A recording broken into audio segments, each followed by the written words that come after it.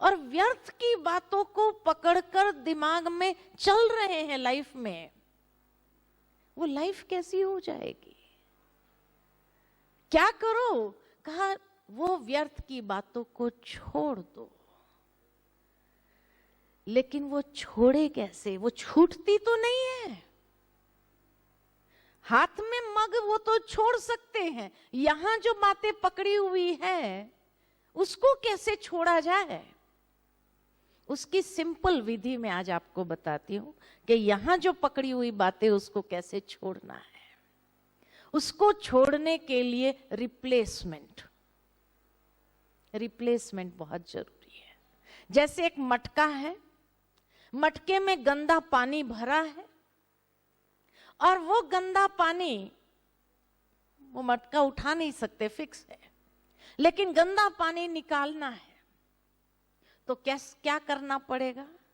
साफ पानी का नलका खोल दो, धीरे धीरे वो पानी ओवरफ्लो होने लगेगा, सारी गंदगी अंदर की बाहर निकल जाएंगी और एक समय आएगा साफ पानी से वो मटका भर जाएगा। यहां की व्यर्थ की बातों को निकालने के लिए भी कुछ अच्छी बातों को ग्रहण करना चालू करो। रिप्लेसमेंट। जितना अच्छी बातों को पकड़ना शुरू करेंगे वो व्यर्थ की बातें कहां निकल जाएंगी पता ही नहीं चलेगा। निकालने से निकाला नहीं जाता है, कुछ ऑल्टरनेट पकड़ना जरूरी है। एक बच्चा होता है, उसके हाथ में अगर चाकू आ जाए, उसको तो नॉलेज नहीं है कि चाकू से क्या होगा, लेकिन बड़े जैसे ही देखते हैं अरे चाकू पकड़ लिया, अब चाकू छीनेंगे तो रोएगा, उसको वही चाहिए। साइकोलॉजी है, जो छीना गया वो वही चाहिए। तो बड़े क्या करते हैं, एक इतना सुंदर खिलौना उसके सामने बजाना शुरू करते हैं, वो चाकू यूं छोड़ता है और खिलौना यूं पकड़ने का प्रयत्न करते हैं।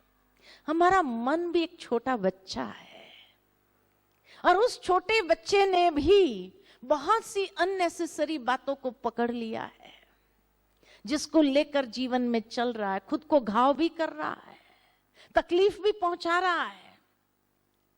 लेकिन छोड़े कैसे? तो ऑल्टरनेट कुछ पकड़ना चाहिए। और सबसे अच्छी चीज कौन सी है पकड़ने के लिए? ज्ञान। ज्ञान सबसे अच्छी चीज है। आज 2 दिन से आप लगातार गीता ज्ञान को पकड़ रहे हैं। कुछ और बातें याद आ रही है, कुछ और बातें पिछली याद आ रही है, कितना आनंद आ रहा है। मन इस हॉल के बाहर कहीं जा रहा है, बड़ा अच्छा लग रहा है, इतना अच्छा लग रहा है। मन फोकस्ड है, एकाग्र है, कहीं बाहर जा नहीं रहा है। टाइम होते ही भाग भाग करके आते हैं। नहीं तो आज लेक्चर सुनना सबसे बोरियत बात होती है, लेकिन फिर भी आपकी तारीफ करनी पड़ेगी जो इतना घंटा सुनने की शक्ति आप सबके पास है। नहीं तो एक ही वक्ता को अगर 6 घंटा सुनना पड़े तो क्या होगा? तो कहने का भावार्थ मेरा यही है कि समझो अपने मन को कि मन को क्या अच्छा लगा, मन को क्या अच्छा लगा। आध्यात्मिक बातें ही अच्छी लगी। हम 2 दिन से क्या सुना रहे? आध्यात्मिक बातें सुना रहे हैं ना, और मन एंजॉय कर रहा है। और यहां बैठकर अगर मैं फालतू बातें, पॉलिटिक्स की बातें, इधर उधर की बातें, किसी की निंदा ग्लानी की बातें अगर सुनाती तो आप क्या कहते हैं? अरे वेस्ट ऑफ टाइम है, चलो उठो यहां, इससे तो बाहर घूम के आते हैं। बैठते नहीं थे। समझो अपने मन को कि मन को क्या अच्छा लगा।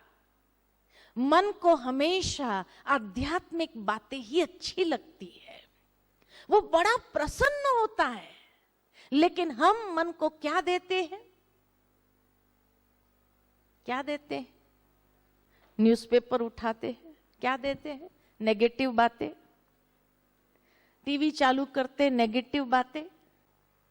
जो मन को जरा भी पसंद नहीं है वही उसको परोस रहे हैं, परोस रहे हैं, पर इसलिए मन इतना इरिटेट होने लगा है।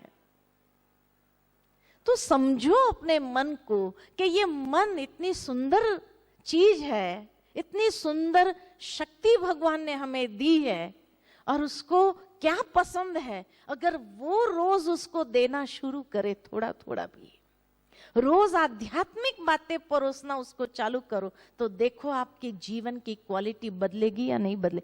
गारंटी है हमारी कि आपके जीवन की क्वालिटी बदल जाएगी।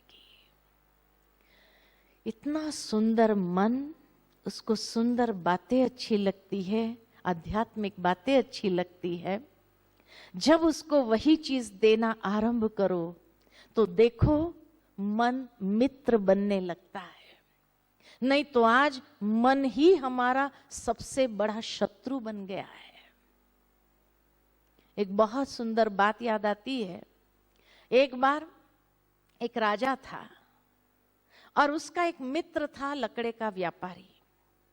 दोनों की आपस में बहुत अच्छी दोस्ती थी।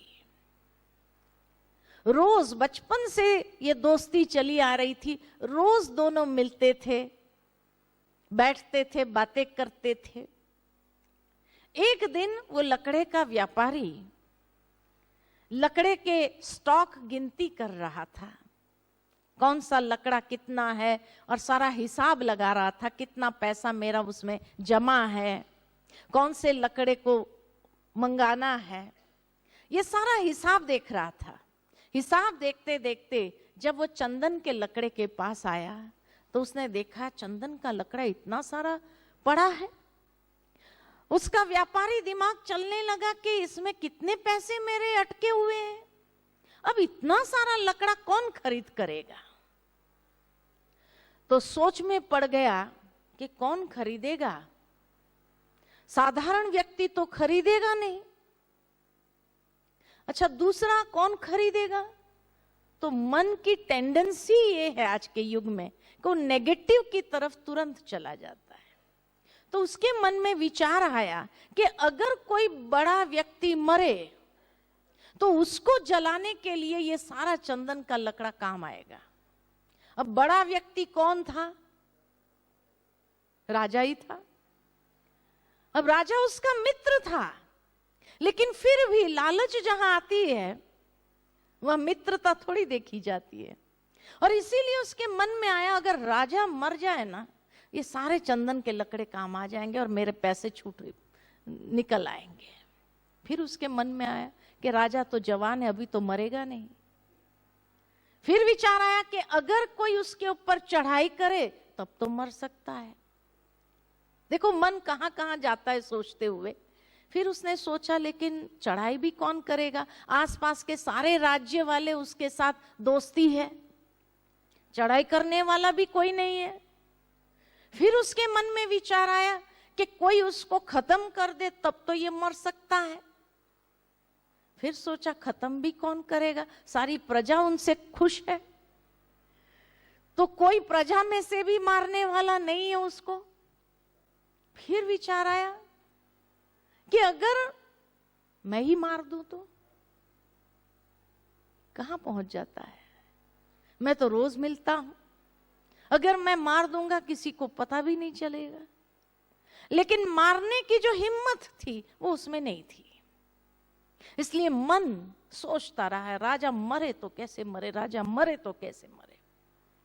राजा के पास जाता था रोज की तरह, जो आदत थी मिलने के लिए, लेकिन मिलने के लिए भी जब जाता था देखता था ये राजा मरे तो कैसे मरे, ये राजा मरे तो कैसे मरे।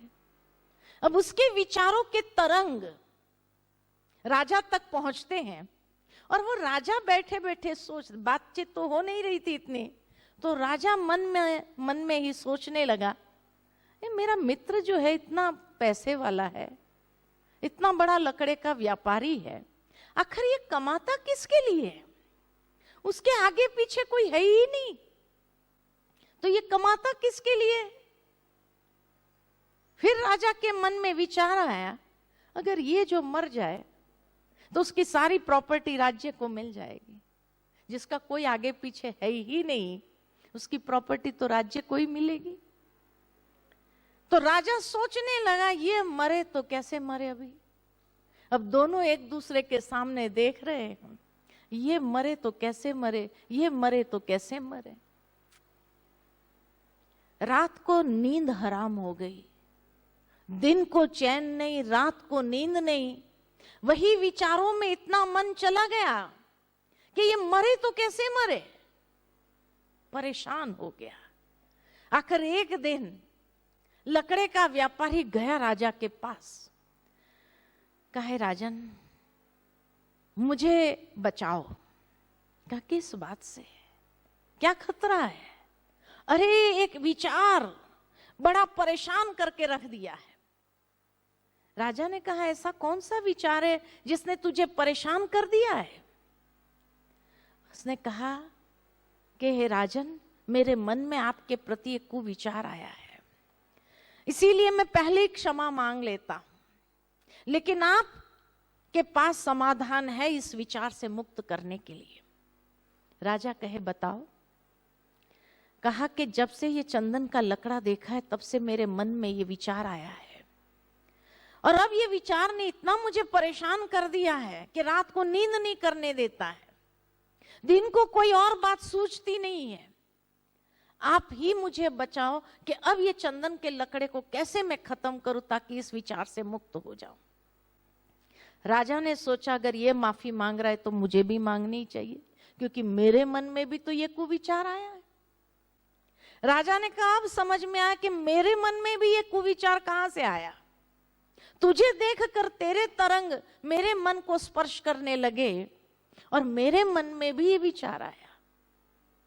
दोनों सोच में बैठ गए कि आखिर ये चंदन का लकड़ा को कुछ तो करना ही पड़ेगा, तभी हम भी मुक्त हो सकेंगे। राजा ने कहा मेरे महल में सब कुछ है, मुझे कोई चीज की आवश्यकता नहीं है, लेकिन एक कार्य करते हैं कि महल के बाहर जो बगीचा है वहां एक मंदिर बनाते हैं और उस मंदिर में चंदन के लकड़े को यूज कर देते हैं। खुशबू फैलती रहेगी, भजन कीर्तन होता रहेगा, वातावरण इतना सुंदर बन जाएगा। मित्र को यह बात पसंद आई, कहा बहुत जल्दी बनाओ। सारा प्लानिंग शुरू हुआ, उसने सारे चंदन के लकड़े भेज दिए ताकि कारीगर उसके ऊपर कार्विंग आरंभ कर दे। और राजा ने राज्य कोष से पैसे निकाले उसको देने के लिए कि ये ले चंदन के पैसे। उसने कहा ये पैसा मुझे नहीं चाहिए, क्योंकि इसी पैसे की लालच में तो मन में ये कुविचार आया था। ऐसा करते हैं ये पैसे राज्य में जितने भी गरीब है उसके कल्याणार्थ यूज किया जाए। दोनों के मन में जब शुभ विचार आया, एक के मन में मंदिर बनाने का, दूसरे के मन के अंदर उस पैसे को गरीबों के कल्याण के लिए, तब जाकर के दोनों का मन शांत हुआ।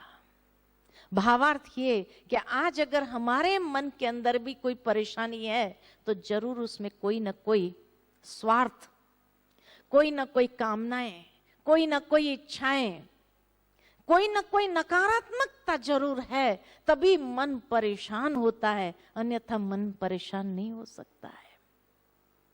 तो इसीलिए मन को शुभ विचारों के माध्यम से मित्र बनाएं, नेगेटिव विचारों को लेकर मन को शत्रु नहीं बनाएं। यही भगवान अर्जुन को कहना चाहते हैं। और फिर आगे योगी के लक्षण बताए और कहा कि जो योगी अपने आध्यात्मिक ज्ञान एवं आत्म अनुभूति से पूर्णतः संतुष्ट रहता है, ऐसे जितेंद्रिय की दृष्टि में मिट्टी, पत्थर व कंचन भी एक समान हो जाता है, तथा वो भिन्न भिन्न स्वभाव वाले व्यक्ति के प्रति समान भाव से व्यवहार करता है। संयम युक्त अपरिग्राही योगी सदा एकांत में रह अपने मन को वश में करके निरंतर परमात्मा की याद में बुद्धि को एकाग्र करता है। क्योंकि जितने जितने मन की एकाग्रता बढ़ती जाएगी उतना ही मन आत्म संतुष्टि का अनुभव करेगा, प्रसन्नता का अनुभव करेगा, परम आनंद का अनुभव करेगा। ये योगी का लक्षण है। अब भगवान ध्यान कैसे करना चाहिए, क्योंकि इतनी ध्यान की बातें बता दी, अब ध्यान कैसे करना चाहिए उसकी विधि बताते हैं।